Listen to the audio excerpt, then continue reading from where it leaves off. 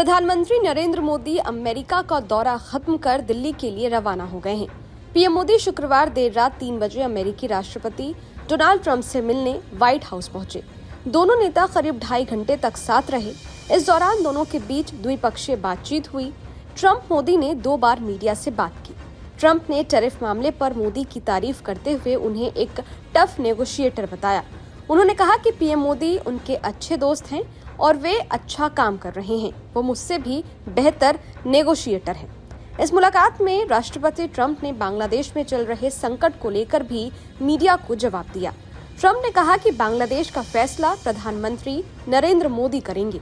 America के राष्ट्रपति Donald Trump ने बांग्लादेश में जारी संकट को लेकर अमेरिका की किसी भी भूमिका को खारिज कर दिया। उन्होंने आगे कहा, बांग्लादेश का फैसला पीएम मोदी करेंगे। पीएम मोदी और अमेरिकी राष्ट्रपति डोनाल्ड ट्रंप ने वॉशिंगटन में एक द्विपक्षीय बैठक की, जहां उन्होंने व्यापार और भारत अमेरिका संबंधों पर चर्चा की। इस समय राष्ट्रपति ट्रंप रूस और यूक्रेन की जंग को खत्म करने के लिए अहम भूमिका निभा रहे हैं।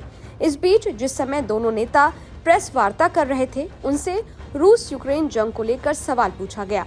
रूस यूक्रेन के युद्ध के साथ उनसे बांग्लादेश में चल रहे संकट को लेकर भी मीडिया ने सवाल पूछा।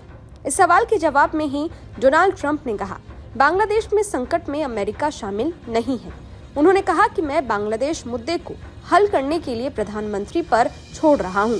इसी के साथ जब प्रधानमंत्री नरेंद्र मोदी से रूस यूक्रेन युद्ध को खत्म करने में भारत की भूमिका को लेकर सवाल किया गया, तो प्रधानमंत्री नरेंद्र मोदी ने कहा, हम ट्रंप के इस युद्ध को खत्म करने के लिए की गई पहल का सहयोग करते हैं।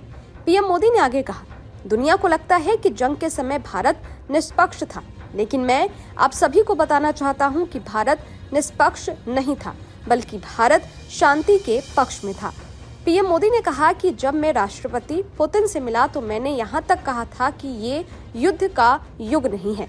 मैंने ये भी कहा था कि समाधान युद्ध के मैदान में नहीं मिल सकते, वे सिर्फ बातचीत से मिल सकते हैं। आपको बता दें कि बांग्लादेश में पिछले साल कुछ समय छात्रों का आंदोलन चला। इसी के बाद यह आंदोलन इतना उग्र हो गया कि देश में तख्तापलट तक हो गया। देश की पूर्व पीएम शेख हसीना को बांग्लादेश छोड़कर जाना पड़ा। इस समय देश में कानून और व्यवस्था दोनों चरमरा गई है और कई लोगों पर हमले किए गए हैं। हिंदुओं को निशाना बनाया जा रहा है। बांग्लादेश के विदेश मंत्रालय ने कहा है कि अगर जरूरी हुआ तो पिछले साल किए गए हसीना के प्रत्यार्पण अनुरोध के लिए भारत को एक रिमाइंडर भेजा जाएगा। दरअसल शेख हसीना बांग्लादेश में तख्तापलट होने के बाद भारत पहुंच गई थी। इसी के बाद से बांग्लादेश लगातार भारत से उनके प्रत्यार्पण का अनुरोध कर रहा है। इस वीडियो में फिलहाल इतना ही। ये वीडियो आपको कैसा लगा कमेंट बॉक्स में जरूर बताइएगा। बाकी देश और दुनिया की तमाम खबरों के लिए देखते रहिए न्यूज नेशन। शुक्रिया। न्यूज नेशन अब व्हाट्सएप पर खबरों के ताजा अपडेट के लिए न्यूज नेशन के इस QR कोड को स्कैन करें।